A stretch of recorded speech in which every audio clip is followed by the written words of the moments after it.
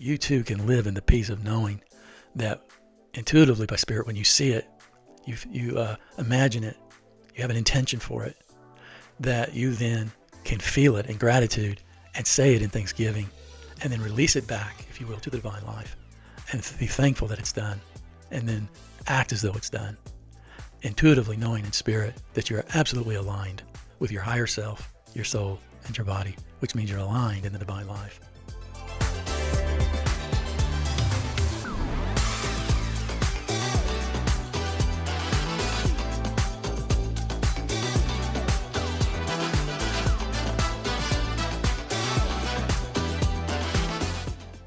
I want to talk to you a little bit today about the reality that Jesus lived as a quantum person, quantum individual.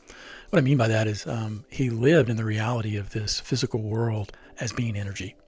He lived in the reality that everything's not just energy, but it's all within him in this Christ consciousness, if you will, and is in the divine life. And so when you read the life of Jesus, what you want to do is to see how did he live, not so much what was his theology.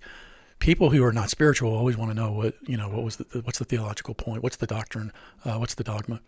That's really not the question we want to ask. What we want to ask more is how did Jesus live within the reality of this material world with people as a spiritual person within the material world? How did he manifest? And that's a much better question because the Bible is first and foremost a spiritual book, and so we should really be addressing it as a spiritual book. I want to use Mark 5, verses 25 through 32, or I should say 34, about the woman with the issue of blood. Most of us have probably read that. If you haven't, you might want to put this on hold, go read it, and you can come back. But I'm going to have the verses up, so you'll be able to see that. You'll see me some, but you'll see the verses quite a bit. And I want you to see just how not only this is how Jesus lived, I want you to see this is how you can live. I'm going to give you practical ways to do that as we move through. Now, in verse 25, it says this: Now a certain woman had a flow of blood for 12 years. That means that she had some sort of blood issue that caused her to lose blood. And she just was constantly feeling weak and without strength and things of that nature. And she had suffered many things from many physicians. She had spent all that she had and was no better, but rather grew worse. I think all of us could probably identify with her. We've gone to the doctors and they can't help. Basically, she had spent all of her money on doctors and physicians and all the treatments, and none of it had helped. Not only was she not any better, but she had gotten worse. In other words, she had done everything the flesh can do, and it just wasn't working out. And now comes Jesus, and she hears about Jesus. And it says when she heard about Jesus, she came behind him in the crowd and touched his garments. The ideal there of touched has the ideal she grabbed his garments. I mean, she really grabbed hold of them. It wasn't just touch. Touches, I'm not sure why they use that word, but she did touch him, but she really grabbed a hold of him. For she said, if only I may touch his garments, if only I can grab his clothes, I shall be made well. Because in verse 28, it says where she said, in other words, the ideal she said in herself, if only I may touch his clothes, I shall be made well. In other words, she saw it. She saw it. She envisioned it. She imagined herself being healed. And she said, listen, I just got to touch his clothes, and that's enough. And that's a quantum person. That's a spiritual person. That's a person who lives in the unseen. It's a person who lives as they intuitively are, as a spiritual higher person, higher being, if you will. It says in verse 29, immediately, this is again after she had touched it, immediately the fountain of her blood was dried up, and she felt in her body that she was healed of the affliction. In other words, she knew within her. This was someone who listened to her body. She had to because of this disease, but she also lived from her spirit. And it says she knew in her body that that the affliction was gone, that this fountain of blood that she was losing was dried up. And Jesus, however, you can see here again, she's a spiritual person, but also Jesus is too. He's a quantum person. He lives in that spiritual realm, the unseen realm. And immediately Jesus, knowing in himself, this is how we're to live.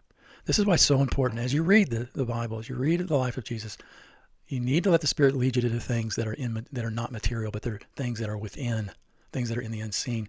This is the value of Scripture.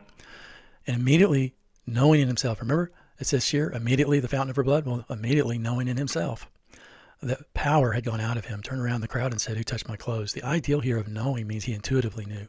He intuitively knew within himself, that is within his spirit, that power had gone out of him. The ideal there for power really has this ideal of energy. It is the ideal of strength, of a source of power. And he knew that energy had left him and gone to her. And he knew this because he was aligned. His body, his soul, and his spirit was aligned. And so when something happened to the body, the soul knew it, and the spirit orchestrated it. And so he turns around in the crowd and says, who touched my clothes? In other words, who grabbed me? But his disciples, okay, so Jesus is a spiritual person, this woman is a spiritual person, and now here come the people who live by their flesh, if you will, materially. They live an outward life, not an inward life. And his disciples said to him, you see the multitude thronging you, in other words, they're all over you, and you say, who grabbed me, who touched me? These are guys who live by their ego. They're living by their flesh. They're people of the law. And so they're saying, listen, there's all kinds of people here. And what do you mean, power, who touched you? They were still, even though they walked with him, they still were not even as spiritual as she was. She was so much more spiritual than them. But you see, she was going through something. Remember this, when you go through difficulties, it is to draw you to your inner self. It is never to destroy you. To draw you to your inner man, to your inner woman, to your inner higher being, to this reality of who you already are, and realize that all that you are is in him. And in verse 32, he said he looked around to see her who had done this thing. In other words, he wanted to see who it was. And it's interesting that he says he looked around to see her. So he had knowledge of the fact that it wasn't a man, it was a woman. Now, women in that day did not go around just touching anybody. This was, this is what you did. It was a violation of the law. And if she had come to him and requested him to do that, even then it's likely for most Jewish men that they wouldn't have touched her. But that's not Jesus. Jesus is living as a spiritual person under grace, in love. He's not living under the law. He is one under the law, but he doesn't live as one under the law. So he's looking around for her. He's not looking for a man.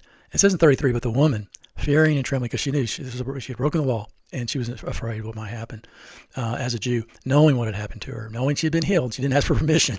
I really would hope that we start to quit asking permission and just start acting in faith. That's a quantum individual. Trust your spiritual intuition, that you're being led, and it will lead you where you need to go. She came and fell down before him and told him the whole truth. So in humility she came. He said, hey, the gig's up. I'm going to lay myself out at his mercy. And she told him everything that had happened. Says the whole truth. Aletheus, the ideal there is she told him exactly what had happened. Now here's the beautiful part. Everyone heard it, including the disciples. They got to hear the actions of a spiritual individual, someone who was not willing to wait any longer. They're going to act in faith. And then he said to her, daughter. Now he treats her as one who's a part of the family. Why? She's Jew. And he doesn't say, get on to her. He doesn't say, oh, can't believe you broke the law. Don't you know I'm a man? You're not supposed to do that. No, Jesus isn't a man he's under the law. He doesn't live as one under the law. He lives as a man of grace, a man who lives from the intuitive spirit, a man who is a quantum individual. He sees beyond the material to the unseen. And he says, daughter, and gently says, your faith has made you well. It's so interesting to me that Jesus didn't say, you see what I can do? You guys would just believe on me. I can do all this. No. Because Jesus isn't an ego man. He's not ruled by his flesh. He lives from within, from his higher self. And he says, your faith. Now, the ideal there for faith is pistis. It's this ideal of action. It's a verb. It very much has the ideal of something you do based on a conviction you have, something you have really held on to as being yours. And there's, if you look at other videos, I've talked about this, there's faith that believes, is persuaded. Then there's faith that is action, that you take action on it once having been persuaded. And then there's faith in Greek that is trust. And trust means you get to the point that you no longer believe, you just know. It's a knowing. It's an intuitive knowing. And so you trust and you rest and you're in peace. What Jesus wants is for us to go from being persuaded to taking action to trusting. And it comes in that if you will, order. We're first persuaded, then we take action. Then we get to the point that we no longer even really need belief. We know. I try to tell people, I'm not a person of faith. I'm a person of gnosis. I'm a person who knows, who intuitively knows. I'm a person who has come into a position of trust. And that's where rest is at. That's where you'll start living as the person you already are. The rest and peace and joy and all that you are already in the divine life. So having said to her, the faith of you has healed you, he then looks at her and says, go in peace. Now the ideal there of go is in the imperative. It's a command. So he commands her, go. You don't have to stay here. Go in peace, irene. It's the ideal of everything that had been separated, her body from her soul, from her higher self, all that had been broken up because of this disease is now put back together. It is, if you will, one again. And irene, peace means that there's a oneness, there's a wholeness, there is peace. And that not just is peace in the body, it's peace in the soul, it's peace in the spirit. It's now aligned. And Jesus says, go in alignment, go in peace, go in wholeness. You're no longer afflicted. And all that you desired has come true. And this is a present tense ideal for her to live in that peace. And then he says, and be healed of your affliction. And the ideal there is enjoy the wholeness of being free of this disease that you don't need. And Jesus is saying to her, listen, your faith has brought you to this point. And now you can live in peace and not just be healed, but continue to enjoy that healing. Here's what I want to leave with you. You're no different than this woman. You are a spiritual person. That's intuitively who you are, to live that way. Your higher self, your spirit, is truly who you are. You are a spiritual being, an energy being, if you will. And just as she saw her healing and was willing then to go and touch Jesus' robe, so you and I can begin to see that the universe responds to who we are, not what we want. Who she was a person who was willing to take action, who saw that if she did this, she'd be healed, who said it to herself and then did it. And when she was asked about it, she was honest. She was willing to say, yes, this was what was going on. This is what I saw. This is what I did. And this is what I received. And then Jesus says, your action based on your persuasion is what's caused this. And then he tells her, go in peace. You too can live in the peace of knowing that intuitively by spirit, when you see it, you imagine it, you have an intention for it, that you then can feel it in gratitude and say it in thanksgiving and then release it back, if you will, to the divine life and be thankful that it's done and then act as though it's done, intuitively knowing in spirit that you're absolutely aligned with your higher self, your soul, and your body, which means you're aligned in the divine life. That's the way we're supposed to live. That's how we're supposed to move and flow. We see there's a flow here. There's a flow of the spirit. Rather than resisting things, we flow with it. We intuitively know in each moment what the next step is. And she was living in the moment. She was seeing Jesus in the moment. And that's really where God focuses his attention, is in the moment. And Jesus knew that power had gone out of him. And you and I can live in that same power just as he lived, by spirit, in spirit, because he was a spiritual person. I want to encourage you. Just as you see Jesus living as this quantum person, you and I are intended to live that way as well.